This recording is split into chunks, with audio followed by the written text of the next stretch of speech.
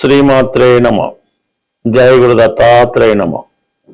మీనరాశి వారికి మార్చి 16 నుంచి 31 మధ్యలో జరగబోయే పక్ష ఫలితాలు పరిశీలించినప్పుడు ఈ నెల ఈ పక్షం 25వ తారీఖు వరకు మీనరాశి అందే శుక్రగ్రహ సంచారం అది ఉచ్చ స్థితిలో ఉండడం వల్ల మాలవ్య మహాపురుష యోగం అనే పంచమహాపురుష యోగం ఏర్పడడం వల్ల జాతకుడు ఒకేసారి తన స్థాయిని పెంచుకుంటాడు. తనలో ఒక విధమైన ఆకర్షణ పెరుగుతూ ఉంటుంది. అది స్త్రీలైనా పురుషులైనా వివాహ సంబంధించిన విషయాల్లో మీరు చేసే వివాహ ప్రయత్నాలు చాలా వరకు ఫలిస్తాయి.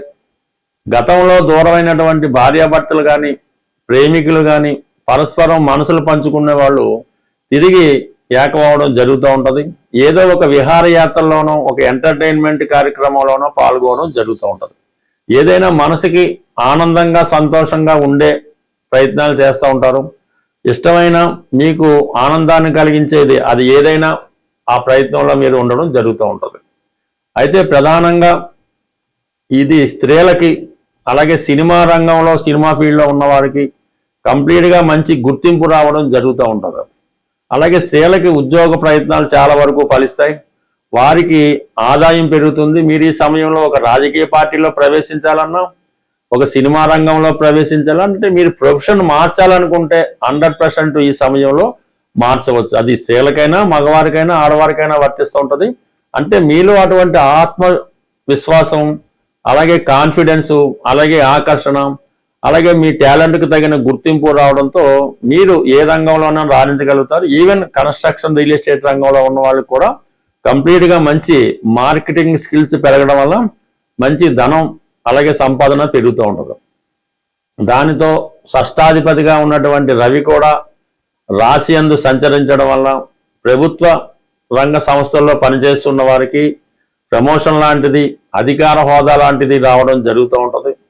చాలా కాలంగా మీరు ఏదైనా ప్రభుత్వ పదవికి అది రాజకీయ పదవైనా అలాగే ఏదైనా గవర్నమెంట్ సర్వీస్లో నామినేటెడ్ పోస్ట్ అయినా ఒక సొసైటీ ప్రెసిడెంట్ అవ్వచ్చు, ఒక ఎండోమెంట్స్ డిపార్ట్మెంట్లో ఉద్యోగం అవ్వచ్చు, లేదంటే ఒక దేవాలయానికి ట్రస్టీ అవ్వచ్చు.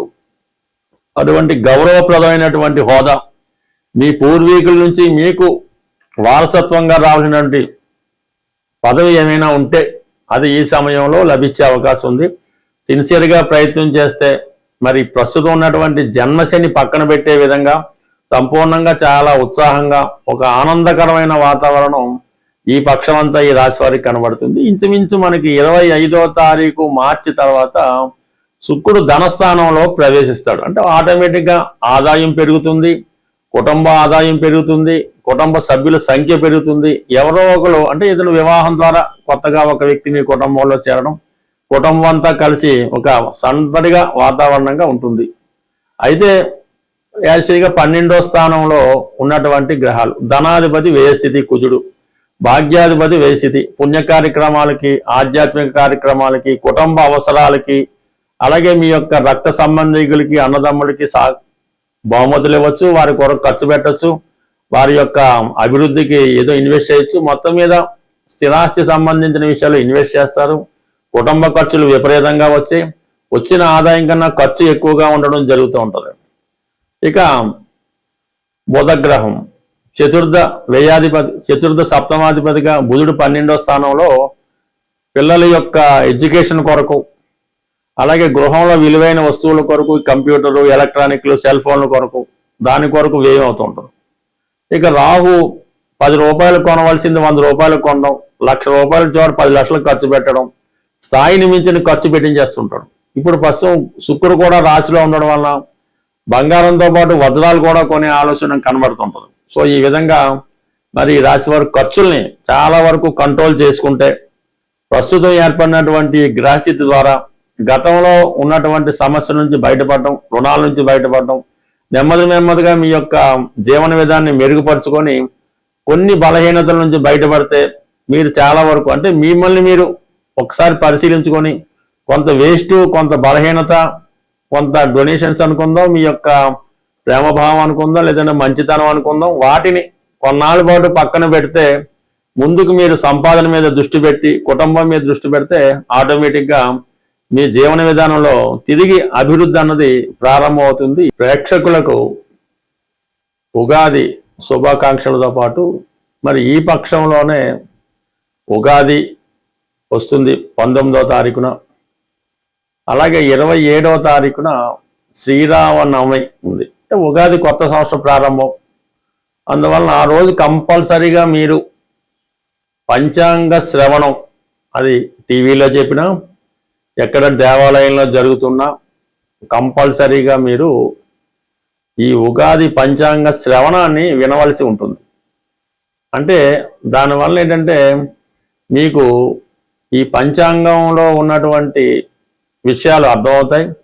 ఆ గ్రహాలు యాక్టివేట్ అయ్యి మీకు అనుకూలంగా ఉండడం జరుగుతూ ఉంటుంది. అలాగే చాలా విషయాలు తిథి వార నక్షత్ర యోగ కరణాలు తెలుసుకోవడం వల్ల అటు వివాహ సంబంధించిన విషయాలు, అలాగే ఉద్యోగానికి ఆరోగ్యానికి ఇవన్నీ కూడా మీకు అనుకూలంగా మారడం జరుగుతూ ఉంటుంది.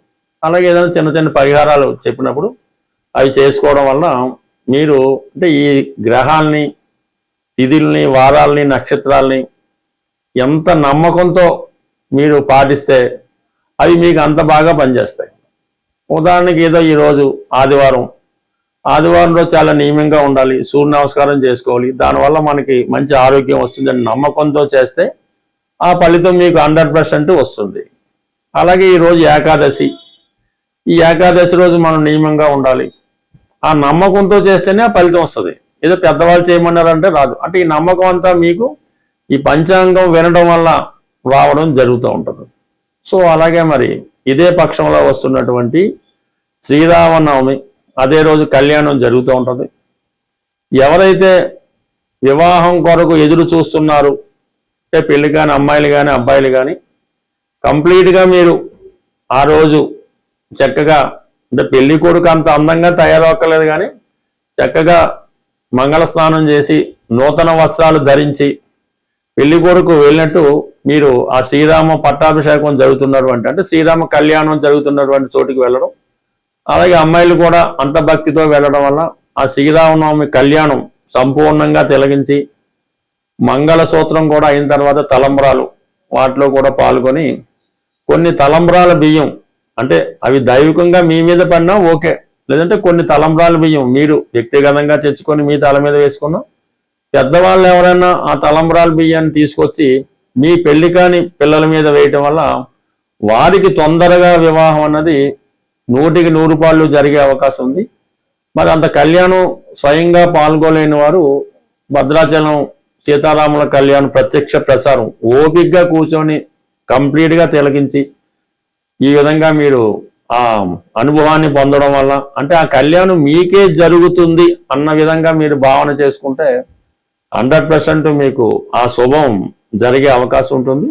అది కేవలం పెళ్లి కాని అమ్మాయిలే అబ్బాయిలే కాకుండా వివాహపరంగా సమస్యలు ఎదుర్కొంటున్నవారు, భార్యాభర్తలు దూరంగా ఉండి అనేక రకాల ప్రాబ్లమ్స్తో ఉన్నవారు కూడా ఇది చక్కగా తిరిగి మళ్ళా జీవితం వసంతం నింపుకొని తిరిగి కళ్యాణ గడియలు, అంటే సంతోషకరమైన గడియలు జరిగే అవకాశం ఉంటుంది.